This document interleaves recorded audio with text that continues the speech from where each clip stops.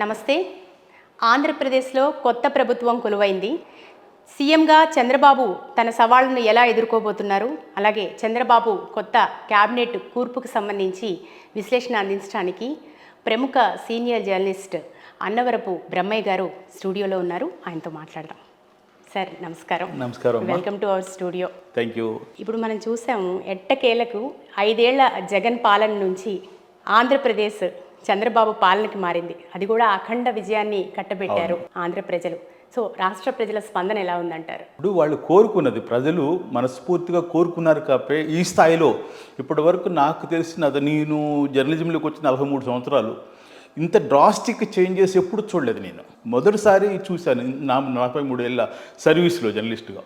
అంటే ప్రజలు ఎంత బలంగా కోరుకున్నారు, ఎంత మార్పుని ఎంత గట్టిగా కోరుకున్నారు అనేది మనకి ఫలితాలు తెలియజేస్తున్నాయి. అవునండి, మీరు అన్నట్టుగా 11 మంది గెలవడం అనేది కనీసం ప్రతిపక్ష హోదా కూడా రాకుండా చేయటం, అది బలంగా కోరుకున్నారు ప్రజలు. దానికి సంబంధించి పైగా ఆయన ఏం చెప్తున్నాండి, నేను చాలా డబ్బులు ఇచ్చాను, బటన్ ఇచ్చాను, దాదాపు నేను 3 లక్షల కోట్ల రూపాయలు దాదాపు పంపిణీ చేశాను, అయినా నాకు వేయలేదు. అంటే డబ్బు ఒక్కటే క్రైటీరియా కాదు అని చెప్పి మనకి ఫలితాలు చెప్తున్నాయి. ఇప్పుడు ప్రజల్లో కూడా చాలా చైతన్యం పెరిగింది. ఎవరి డబ్బు ఎవరికి ఇస్తున్నారు, దీనికి సంబంధించి ప్రజలు చెల్లించిన డబ్బు ప్రజలకు ఇచ్చారు. సో ఈ అంశాన్ని ప్రజలకి తెలియచెప్పడంలో మీడియా చాలా కీలక పాత్ర వహించింది. ఇక్కడ చెప్పాలంటే ఎనీ మీడియా ఇవాళ డోర్ స్టెప్స్కి నుంచి పాకెట్ స్టెప్స్కి వచ్చేసింది. మీడియా పాకెట్లో సెల్ ఫోన్ ఉంటే మనం ఓపెన్ చేయడం అనేది మనకు తెలిసిపోతుంది. దీనికి సంబంధించి ఎవరు ఏం మాట్లాడుతున్నారు, ఏమిటి అనేది మనకు స్పష్టంగా తెలుస్తుంది దీనికి సంబంధించి. కాబట్టి ఇచ్చిన డబ్బులు ఎవరు ఇచ్చారు? ఎవరు సొంత డబ్బులు ఇవ్వలేదు. ప్రభుత్వం పరంగా ఉన్న డబ్బుని తీసుకుని ప్రజలకు ఇచ్చారు. ప్రభుత్వానికి ఎవరు ఇచ్చారు? ప్రజలు ఇచ్చారు. ఈ నేపథ్యంలో జరుగుతున్న అంశాలు. సో కాబట్టి ప్రజలు గట్టిగా మార్పు కోరుకున్నారు. ఆ మార్పు కోరుకోవడంలో కూడా కాస్త కక్షపూరిత ధోరణి వ్యవహరించడం. జగన్మోహన్ రెడ్డి గారు ఏం చేశారంటే సంక్షేమం ఇచ్చారు, అభివృద్ధి మర్చిపోయారు ఆయన. ఇన్ ది సేమ్ టైం ఏం చేశారంటే అదే సమయంలో కక్షపూరిత ధోరణి వ్యవహరించాడు. దానివల్ల భయపడ్డారు. ఇప్పుడు ప్రజల మీద చివరికి వాట్సాప్ మెసేజ్లు ఫార్వర్డ్ చేస్తున్నట్టు కేసు పెట్టారు. ఒక మహిళకు సంబంధించి రంగనాయకమ్మ సంథింగ్ ఎవరో ఉన్నారు, ఆవిడ ఫార్వర్డ్ చేసింది మెసేజ్, అంతకుమించి ఏం చేయాలి, ఆవిడ మీద కూడా కేసు పెట్టారు. ఆ స్థితి నుంచి అల్టిమేట్ ఏంటంటే మన మంత్రి గారు స్వయంగా జగన్మోహన్ రెడ్డి గారు చంద్రబాబు నాయుడిని అరెస్ట్ చేయడం వల్ల ఇది పీక్కి వెళ్ళిపోయింది. అబ్బో, అంటే ఆ స్థాయి నాయకుడు కూడా వదిలిపెట్టట్లేదంటే ఏమిటి మన పరిస్థితి అనేది ఎవరికి వాళ్ళ మనసులో ఉంది. సామాన్యుల నుంచి చంద్రబాబు దాకా దిక్కులేని పరిస్థితి. సో అందుకోసమే ఇప్పుడు విదేశాల నుంచి దాదాపు 2.5 లక్షల మంది ఇచ్చేసారంటే మామూలు విషయం కాదు కదా. ఇప్పుడు మన హైదరాబాద్ నుంచి పండుగ వాతావరణం అదొక పద్ధతి, కానీ విదేశాల నుంచి కూడా 2.5 లక్షల మంది వచ్చారంటే ఎంత ఉపయోగించుకోవాలి, మార్పు కావాలని కోరుకున్నారో అర్థం చేసుకోవచ్చు మన దానికి సంబంధించి. ఇది కాకుండా ఓటు చేయటానికి వచ్చిన వాళ్ళని కూడా కేసులు పెట్టారు. అంత స్థితి ఉన్నప్పుడు ఇది సరైన విధానం కాదు. ఇవాళ గుణపాఠం ఇది. ఎవరికైతే పాలకులుగా ఉన్నవారికి ఇవాళ ప్రజలు గతంలో లేరు, ప్రతిదీ తెలుసుకుంటున్నారు. కాబట్టి ప్రభుత్వం పాలించే వాళ్ళు ఎవరైనా ఇవాళ కొత్తగా చంద్రబాబు నాయుడు వస్తున్నారు, ఆయన కూడా ఇది ఒక గుణపాఠం. ఆయన కూడా చెప్తున్నాడు, మొన్న ఎల్పీ లీడర్గా ఎన్నికైనప్పుడు ఆయన చెప్పాడు, ప్రజలు మన మీద చాలా ఆశతో ఇచ్చారు, మార్పు కోరుకున్నారు, దీన్ని మనం నిలబెట్టుకోవాలి అని చెప్పి ఆయన స్పష్టంగా చెప్పాడు. అది నిజం. సో ఇప్పుడు మీరు అన్నట్టుగా 5 సంవత్సరాల జగన్మోహన్ రెడ్డి పాలనలో ఆ ఉక్కపోత భరించిన ప్రజలు ఇప్పుడు చంద్రబాబు మీద భారీ ఎక్స్పెక్టేషన్స్, ఆయన మీద చాలా నమ్మకం పెట్టుకొని ఉన్నారు. ఈ వచ్చే 5 ఏళ్లలో ఫుల్ఫిల్ చేయగలరని మీరు అనుకుంటున్నారా? 2 అంశాలు ఇక్కడ. ఒకటే, ముందు రిలీఫ్ ఫీల్ అయ్యారండి. ఆయన చేయడం సంగతి దేవుడు ఎరుగు, ఏం చేస్తాడు అనేది ఏమో. ముందు ఈ కేసులు, ఈ గొడవల నుంచి మనం రిలీఫ్ ఫీల్ అయ్యాం అనేది ప్రజల్లో కనిపించింది. ఎక్స్పెక్టేషన్స్, ఆయన ఏం చెప్తున్నాడు, 4,000 పెన్షన్ ఇస్తా అన్నాడు, చాలు ఇస్తా అంటున్నాడు కదా, అది ఇస్తాడు. డెవలప్మెంట్ చేస్తాడు ఖచ్చితంగా చంద్రబాబు నాయుడు, ఎందుకని డెవలప్మెంట్ ఖచ్చితంగా ఆయన ప్రయారిటీ ఇస్తాడు, 2 కళ్ళుగా చూస్తాడు. సంక్షేమం ఎంత అవసరమో డెవలప్మెంట్ అవసరమో ఆ 2కి ఆ దృష్టి ఆయనకు ఉన్నది కాబట్టి అది ఖచ్చితంగా చేస్తాడు అనే భావన ప్రజల్లో ఉంది దానికి సంబంధించి. సో కాబట్టి ఎక్స్పెక్టేషన్ ఉండే మాట నిజం ప్రజలకి. రెండోది, రిలీఫ్ కూడా ఫీల్ అయ్యారు ఇదే సేమ్ టైం. అందుకోసం ఎక్స్పెక్టేషన్స్లో ఆయన చెప్పింది ఏంటి, సూపర్ 6 అని చెప్పేసి 6 చెప్పాడు. ఆర్టీసీలో ఉచిత ప్రయాణం మహిళలకి, 3 గ్యాస్ బండులు ఫ్రీ, దీనికి సంబంధించి 4,000 రూపాయలు మామూలుగా పెన్షను, సంక్షేమానికి సంబంధించినటువంటి, అంటే డిఎస్సి ఇస్తా అన్నాడు.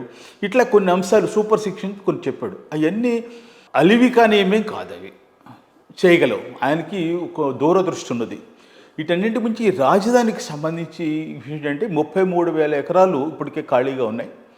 దాంట్లో దాదాపు 15,000 ఎకరాలు అమ్ముకుంటే బోల్ డబ్బు వస్తుంది. దాంతో రాజధాని డెవలప్ అవటం కూడా చాలా ఈజీ. ఆయన అదృష్టం కొద్దీ మోడీ గవర్నమెంట్లో ఎడ్జ్లో ఉండటం వల్ల ఈయన పార్టీకి వచ్చినటువంటి సీట్లు చాలా ఉపయోగపడతాయి. మోడీకి ఈయనకి గతంలో కాస్త వైరం ఉన్నట్టు ప్రచారం జరిగిందో లేదో మనకు తెలియదు. కానీ మొన్న చూసినప్పుడు ప్రమాణ స్వీకారానికి వచ్చినప్పుడు మోడీ వ్యవహరించిన తీరు, చంద్రబాబు నాయుడు గారు వాళ్ళిద్దరు కలిసి పనిచేసిన తీరు చూస్తే అద్భుతంగా ఉంది. అంటే ఇప్పుడు వ్యవహరించాల్సిన పరిస్థితులేండి, తప్పనిసరి పరిస్థితి. ఆయనకి ఈయనకి ఇద్దరికి తప్పనిసరి. ఈయనకైనా ఆర్థికంగా సపోర్ట్ కోరుకుంటాడు ఆయన, ఎందుకంటే కేంద్ర ప్రభుత్వం నుంచి. ఎందుకంటే వాళ్ళు పూర్తిగా దాదాపు 8 లక్షల కోట్ల రూపాయల పైన అప్పులు ఉన్నాయి రాష్ట్రానికి. అంత అప్పులు తీర్చుకుంటూ మళ్ళీ ఇప్పుడు అభివృద్ధి చేయాలంటే సామాన్యమైన విషయం కాదు దీనికి సంబంధించి. సో కాబట్టి ఖచ్చితంగా కేంద్ర ప్రభుత్వ సహకారం కావాలి. ఆ సహకారం కోసం ఈయన ఒక మెట్టు దిగుతారు.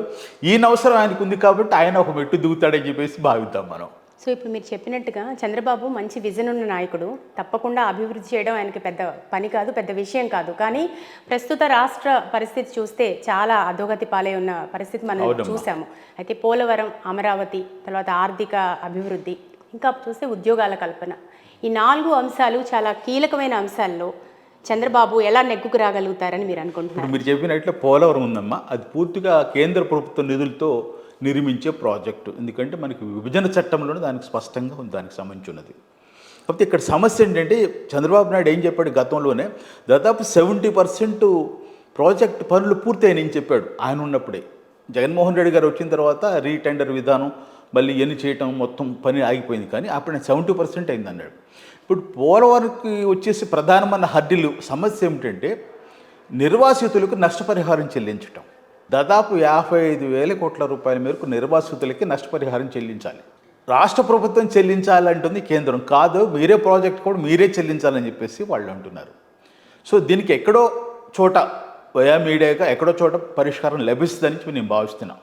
అది అయిపోతే నిజంగా ప్రాజెక్టు నిర్మాణం పూర్తయిపోవచ్చింది. అది నిజం కూడా 70% అయిపోయింది.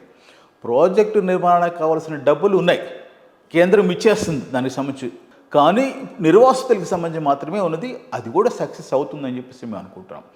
అది ఒక సమస్య. రెండోది రాజధానికి సంబంధించి కూడా ఇప్పుడు దాదాపుగా అక్కడ కూడా చాలా నిధులు ఇప్పటికే దాదాపు 16,000 కోట్లు ఏమో రాజధాని నిర్మాణానికి సంబంధించి కేంద్రం సహకారం అందించింది. దాంట్లో సహకారం అందిస్తానని చెప్పింది. సో ఇందాక నేను చెప్పినట్టుగా 15,000 ఎకరాలు దాదాపుగా మామూలుగా ఆస్తులు ఉన్నాయి, ప్రాపర్టీ, స్థిరాస్తులు అని చెప్పుకోవాలి కదా ఎకరాలని.